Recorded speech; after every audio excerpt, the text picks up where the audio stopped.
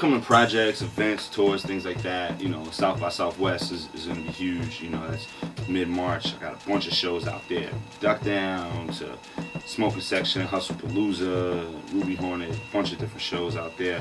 That's going to be dope. It's always a good time at South by, you know, just interacting with other artists and just being, you know, in that mix with them. So that, I actually got to go to Minnesota for a show, which would be real dope. Some overseas stuff, you know, Europe and Asia, things like that are always in the talks and in the works and plans and things like that.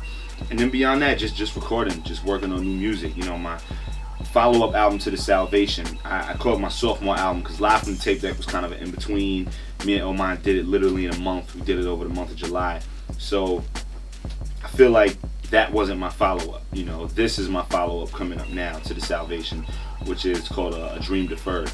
And that's going to be the follow-up to The Salvation. And very excited about it. You know, sonically and musically and where the production is going to go is in another direction from what people have, you know, may have been fans of on The Salvation, but it'll still be rooted in that. You know, like we said before, it'll still start from there but grow in other ways. The same way Live from the Tape Deck grew in a certain way, this is growing further along with Live from the Tape Deck. Like, it's an extension from that sonically.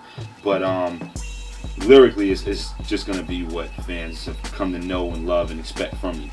You know, if people thought Live from the Tape Deck and The Salvation, you know, were complicated and, you know, deep and the storytelling and figuring stuff out, then forget it with this one. Dream Deferred is just out there. You know, I've already started working on it, a couple tracks in, and I look back at some of the stuff that I've recorded and I'm like, wow. I'm like, yeah, they're going to have a hard time with this one. You know what I mean? Like, you know, lyrically, they will have something to sit down and decipher and really be like, wow. But, you know, the records are deep as far as the stories and the concept, and it's all woven together. It's all like, you know, one strand that holds everything together as far as the story. It picks up where the song Maintain left off at on The Salvation. You know, so where Maintain ends on that, that's where the first song picks up at on, you know, on A Dream Deferred. With a little bit of Langston's pen influenced in it too, as far as where it picks up at.